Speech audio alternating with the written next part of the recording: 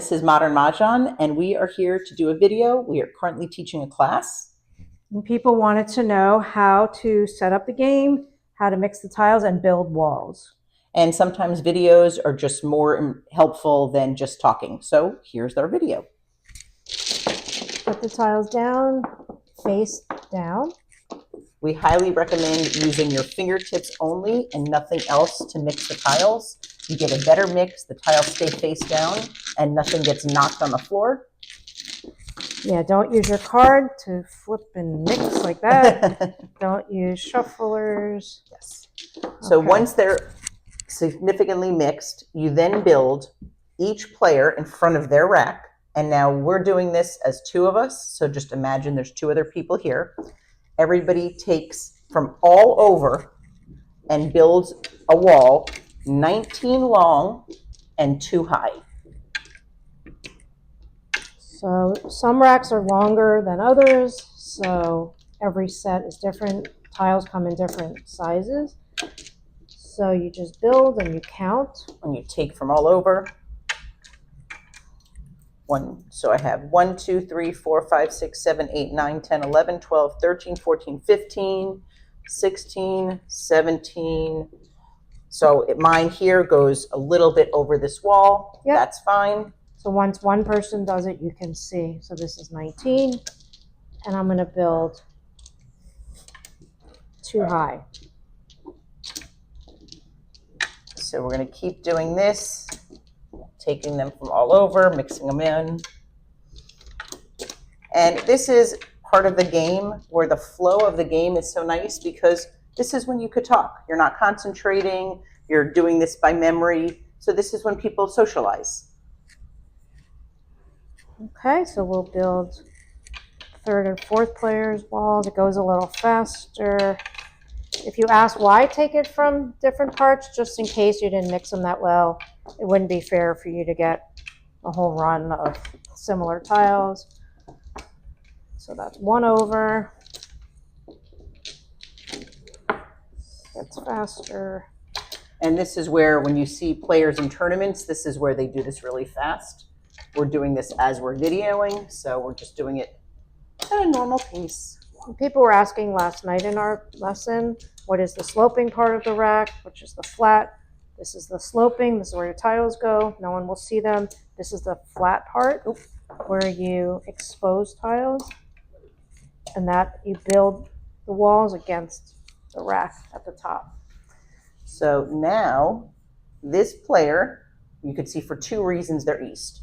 One, they have dice right next to their rack, and also we have this little east indicator. These are accessories that people love. The dice are a rule. You must have dice.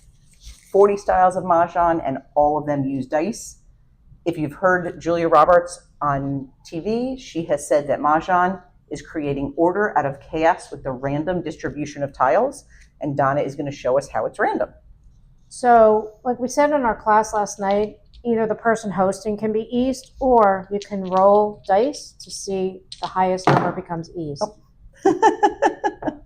This is 1 + 1 is 2. So these are our Mahjong dice we create to complement vintage and modern sets. The Joker is just a fun thing that represents the 1. Here is someone got an 8. Player, a lot of doubles. There got a 4. And this player 11. got an 11. So in this case, this person would be east. Now they would roll again. And they got a 10. So when you get the number, you then take the dice and you pass it along to the next player because they're going to be east next. You start at the very right of the wall and you count the number on the dice. So Donna's going to count 10 from the right. 1, 2, 3, 4, 5, 6, 7, 8, 9, 10. She's going to remember where that is and push out the rest of the tiles. Now we're doing it with the rack, which you can do. You don't need to have pushers. No. If you like them, that's great. But So Donna is going to take 2 stacks, which is 4 tiles first because she's east. So I take it in one movement, 4. Then the player to the right is going to take their 4. 4. The next player to the right is going to take their 4. And the final player to the right is going to take their 4.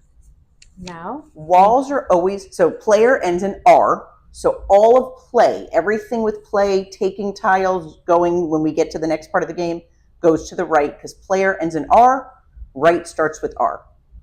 walls go to the left, wall ends in L. So the wall is we're gonna take the wall to the left. We're gonna add these two just to the end of this. So make it easier. We're gonna push out this wall to the left. Let's do that. Okay. So now you look, everybody's keeping their tiles in stacks, so it's obvious where we are in taking tiles. East has 4, and the other 3 players have 4. So now East is going to have 8, keeping them in stacks. The player to their right is going to have 8. The player to their right, 8. And again, 8. Now East takes the next 4 to give them 12. You could help if people can't reach it. And then moving the wall. Then that player takes 4, this player takes 4, and finally, this player takes 4. So everybody has 12 tiles at this point. Since I'm East, I'm going to take the first and the third from the top. So now I have 14 tiles. And players think it's magic. There's no magic to that. All that is a shortcut. If Donna puts those 2 back, and she picked 1, and everyone else picked 1, she would have got that tile anyway. So that's what the magic of first and third is. First and third. Then this player to the right, this player, and then finally the last player. Since there's only 3 tiles left, we recommend putting it flush up against the rack here so they don't get mixed up when you start the Charleston. The tiles, and we call this the dice wall, those stay where they are because you want to think of the walls as a continuous line. So this is the remaining wall, and it continues around, and each wall connects right to the next one. Once everybody has their tiles in front of them, 14, 13, 13, 13, then is the time to place them on your rack. So you wait for everybody to have all their tiles, and then you can put them up on the sloping part of your rack. Exactly. So I'm going to put the suits together just for now to see what we have. Oops. And people ask all the time, how come East is just who breaks the wall? How come they don't deal the tiles? The rule in Mahjong, National Mahjong League Mahjong, if a tile is knocked over, it's not buried in the wall. So if I was dealing and I knocked over Donna's tile, I would know what tile she got. So it's more fair to have everyone take their own. Of course, if there's a reason that you can't, or if somebody is stepping out to go to the men's room or whatever, yes, your group could decide it's okay to take and give someone their tiles. But the Mahjong League recommends do not touch another player's tiles. Men play Mahjong? Yes, men do. love Mahjong. And if you get this tile, don't be like, woohoo! So we're going to teach. Oh, I don't know if they saw that. Put that. We're going to teach about poker faces. Yes, exactly. Yeah. So don't make any reaction when you get your tiles. So some people call that the deal. There is no dealer, but that is the taking of the tiles. And the way that the game then starts is the Charleston, which we are going to get into more details in our lessons. If you aren't taking our lessons and you just happen to come across this video, go to modernmahjong.com and check out our upcoming events and lessons.